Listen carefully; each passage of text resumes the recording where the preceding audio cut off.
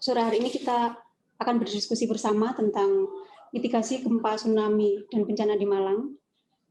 Kita akan belajar dari pakarnya langsung bagaimana sih sebenarnya kondisi Kabupaten Malang terutama ya, karena walaupun Kabupaten Malang mayoritas berada di dataran tinggi, tapi ada beberapa kawasan yang berderet di sepanjang pesisir pantai selatan. Ada 3 pembicara yang akan memaparkan tentang kebencanaan. Yang pertama adalah Kepala Stasiun Geofisika BMKG Karangkates, Bapak Makmuri. Selamat sore, Pak Makmuri. Assalamualaikum, selamat datang di forum kami, Pak. Waalaikumsalam. Yang kedua, sebenarnya sore hari ini ada Kepala Badan BPBD Kabupaten Malang, Pak Bambang Istiawan, tapi karena beliau berhalangan hadir, diwakili oleh Bapak Kabid Kedaruratan dan Logistik, Pak Sadono Irawan. Selamat sore, Pak Sadono. Selamat sore, Mbak. Oke, selamat datang di forum kami, Pak. Dan yang ketiga adalah Pak Andang Bahtiar, Geologis Merdeka. Untuk ketika kita berbicara gempa bumi, memang kalau yang kita bahas sekarang skalanya skala Kabupaten Malang ya. Namun memang ketika gempa di Malang juga bukan berarti sumber gempa buminya hanya aja di Kabupaten Malang. Artinya gempa-gempa di luar Kabupaten Malang juga bisa berdampak ke wilayah Kabupaten Malang. Dan secara umum di Jawa Timur itu ada 3 penyebab gempa bumi. Yang pertama adalah zona subduksi, di mana lempeng lempeng Indo-Australia menyusup ke bawah lempeng Eurasia, yaitu berada di selatan Jawa. Terus juga ada sumber-sumber sesar aktif yang menyebabkan gempa-gempa bumi di darat. Nah, selain itu ada gempa-gempa bumi yang disebabkan di luar subduksi atau lempeng tektonik, seperti gempa bumi yang disebabkan oleh letusan gunung berapi. Karena kita tahu di wilayah Jawa Timur sendiri banyak gunung-gunung berapi. Dan zona megatrust itu seperti yang kita dapat lihat di gambar ini. Jadi kalau kita lihat di sini ada Pulau Jawa, terus di selatan ada lempeng Indo-Australia yang menyusup ke bawah lempeng Eurasia. Nah, lajur subduksi kedalaman dangkal dan landai kurang dari 50 km. Jadi kalau kita bicara megatrust sumber gempa bumi, itu sebenarnya memanjang dari mulai Aceh, pesisir barat Sumatera, terus ke bawah sampai ke selatan Jawa dan ke timur. Itu adalah yang biasa kita dengar adalah megatrust atau sumber atau penyebab gempa bumi subduksi. Nah, ini kalau dilihat secara lebih detailnya, jadi dia menyusup ke bawah. Dan ini selain subduksi tadi, ternyata di Jawa Timur itu ada beberapa sesar-sesar darat yang cukup aktif, artinya bisa menimbulkan gempa-gempa di darat. Nah, gempa di darat itu biasanya walaupun gempanya kecil karena posisinya di darat, kedalamannya dangkal, biasanya itu efeknya lebih dirasakan oleh masyarakat. Sehingga gempa-gempa ini juga cukup dapat merusak seandainya gempanya terjadi walaupun gempa-gempa relatif kecil dibandingkan gempa-gempa yang disebabkan oleh zona subduksi tadi. Nah, ini kalau kita lihat sebaran gempa bumi secara nasional, itu dari tahun 87 sampai 2017 itu hampir seluruh selatan Sumatera dan selatan Jawa, terus sampai ke timur itu tertutup oleh titik-titik merah, kuning, dan biru. Itu adalah pusat-pusat gempa bumi yang pernah terjadi di Indonesia. Jadi kalau kita lihat Kalimantan yang lebih relatif aman ya, karena memang Kalimantan merupakan satu lempeng, yaitu lempeng Eurasia dengan pulau-pulau lainnya. Nah, kalau dari historinya, itu Jawa Timur memiliki gempa-gempa darat yang cukup banyak juga. Nah, untuk di daerah Malang sendiri itu pernah terjadi di Wulingi, itu tahun 1896. Terus di Malang pernah juga tahun 1958. Dan di Malang 1967. Nah, di tahun 1967 inilah ya, mungkin yang masih kita ingat waktu itu tanggal 19 Februari tahun 1967 itu kekuatannya 6,2 dari data kita. Itu yang terjadi di Malang. Jadi memang kalau dilihat tadi dari sesarnya memang Malang belum teridentifikasi, sesar-sesar lokal yang belum teridentifikasi. Secara besar, secara kajian di Pulau Jawa itu ada 3 sumber segmen, yaitu ada segmen megatrust ini. Nah, kita di Jawa Timur itu ada 3 segmen ini yang berpotensi menyebabkan gempa besar dan menimbulkan tsunami. Sekali lagi, ini adalah hasil kajian dan sifatnya informatif, artinya bukan sesuatu yang pasti, tetapi ini kemungkinan terburuk, sehingga pemerintah daerah terutama BPBD itu sudah menskenariokan ketika terjadi gempa bumi yang cukup dahsyat ini seperti apa penanganannya. Nah, ini kalau kita lihat bahaya tsunami-nya, jadi hampir 127 kabupaten itu berada di bahaya sangat tinggi, artinya tsunami bisa lebih dari 5 meter. Ketika gempa bumi bermagnitudo 8,7 dan kita simulasikan, ternyata untuk di daerah Tambakrejo dan daerah Pulau Sempu ini, itu estimasi waktu tiba gelombangnya itu sekitar 15 sampai 20 menit.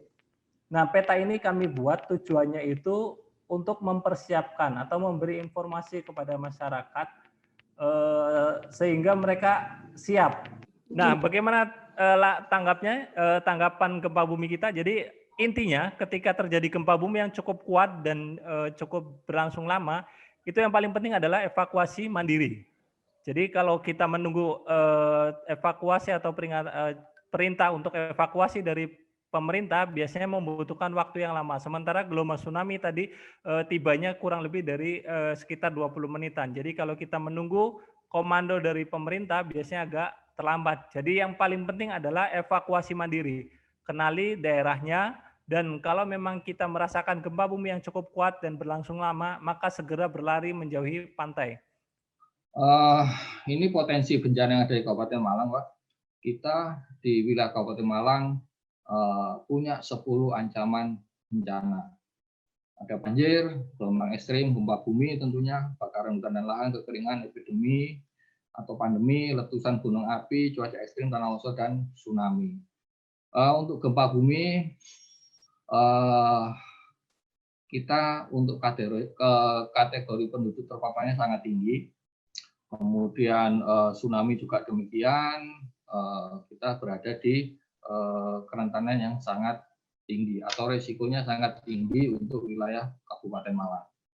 Ini peta risiko bencana kami, ini peta risiko kami susun bekerjasama dengan BNPB, juga dengan BMKG. Jadi dipastikan kalau kita lihat peta ini tidak ada satu jengkal pun wilayah di Kabupaten Malang yang aman dari ancaman gempa bumi. Kemudian ini peta rawan bencana tsunami Kabupaten Malang, pastikan mulai Kecamatan Donomulyo, kemudian Bantul, Gedangan, Sumber Mancing Wetan, kemudian Tito itu sampai Ampel Gading. Berbatasan dengan Kabupaten Blitar, Kabupaten Lumajang, ini semuanya memiliki potensi terhadap ancaman tsunami. Kemudian kami juga menerapkan kegiatan manajemen bencana dalam kegiatan mitigasi kami yang kami mulai dari kegiatan pra bencana, kemudian keadaan darurat bencana sampai dengan pasca bencana. Kalau kita bicara di mitigasi bencana, pencegahan dan kesiapsiagaan pada kegiatan para bencana, ada banyak kegiatan yang telah kita laksanakan oleh BPBD Kabupaten Malang. Contohnya, kita membuat peta rawan bencana per ancaman gempa bumi, tsunami, kemudian banjir, kemudian ada juga banjir rob untuk wilayah Kabupaten Malang. Kemudian kita juga ada program kesiapsiagaan, salah satunya adalah pembentukan desa tangguh bencana di daerah yang rawan bencana. Yang menjadi prioritas kami dalam pembentukan desa ini adalah desa yang memiliki kerawanan tinggi. Salah satunya adalah daerah yang berpotensi terhadap ancaman gempa maupun tsunami.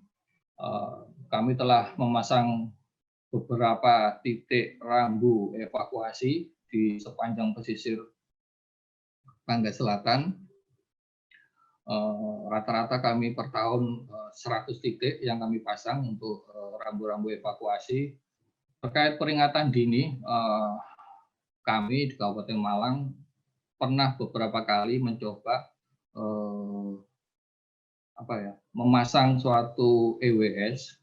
EWS ini yang sifatnya kami pasang di daerah-daerah pantai nelayan, salah satunya mungkin di Desa Tambakrejo, di Dusun Tamban itu pernah kami pasang. Kemudian terakhir setahun yang lalu coba kita pasang juga di Pantai Balikambang. Ternyata alat-alat tersebut tidak bisa bertahan lama karena cuaca yang di Balikambang itu baru setahun juga sudah rusak, korosi. Akhirnya kami daripada kami harus mengeluarkan ratusan atau miliaran rupiah untuk sebuah alat, lebih baik kami berupaya untuk bagaimana kita meningkatkan kapasitas masyarakat yang ada di wilayah pesisir pantai selatan. Salah satunya dengan pembentukan desa tangguh bencana. Kemudian sering-sering kita melaksanakan gladi lapang terhadap ancaman bencana gempa dan tsunami di pesisir pantai selatan. Banyak orang bertanya sejak saya dulu aktif di organisasi IAGI ini dari waktu mulai kampanye tentang gempa tsunami, kesiapan mitigasi gempa tsunami 2004 mulai dari Aceh sampai sekarang, walaupun saya di luar negeri gitu ya. Itu seringkali pertanyaan mendasar, mungkin juga di beberapa pertanyaan yang ada di chat itu adalah kapan sih gempa itu akan terjadi lagi? Udah jangan dipikirin kapan gempa terjadi lagi, tsunami terjadi lagi. Itu pasti terjadi itu. Itu pasti terjadi di sepanjang jalur yang ditunjukkan tadi oleh oleh BMKG tadi juga oleh Pak Sadono juga dari BPBD. Itu semua itu pasti terjadi. Di Indonesia itu pasti kayak mati itu. Kayak orang mati aja itu pasti ada. Dan itu 300 tahun sekali, 200 tahun sekali, itu pasti. Di Malang ya pasti ada.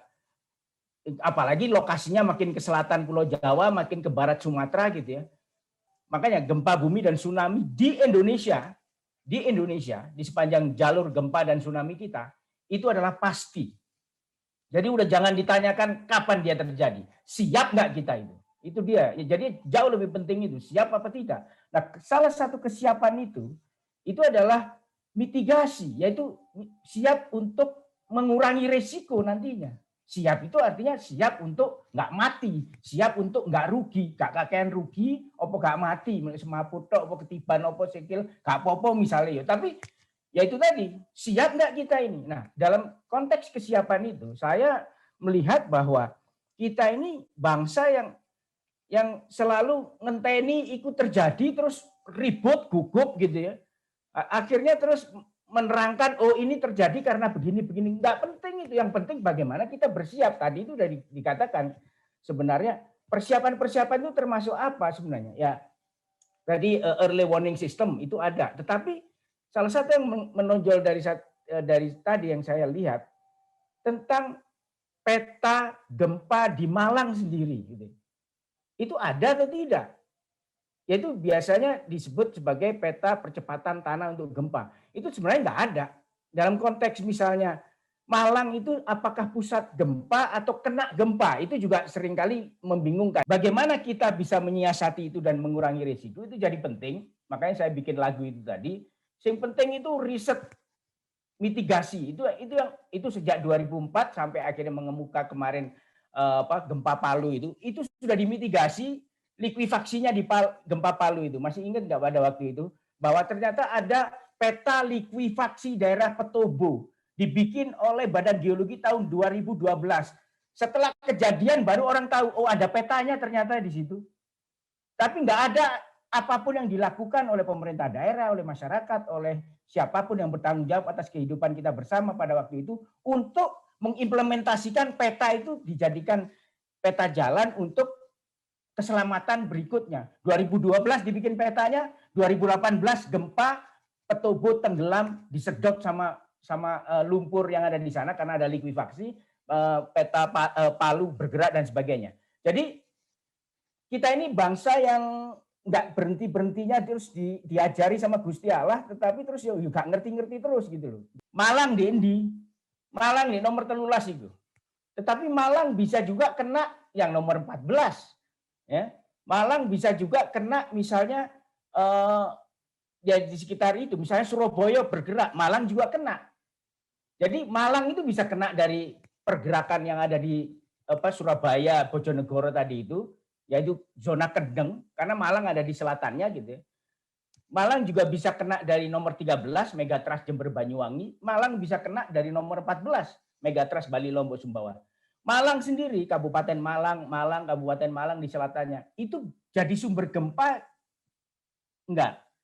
Itu pertanyaan besar, karena tadi dikatakan belum ada yang memetakan aktif atau tidak aktifnya patahan-patahan di Malang.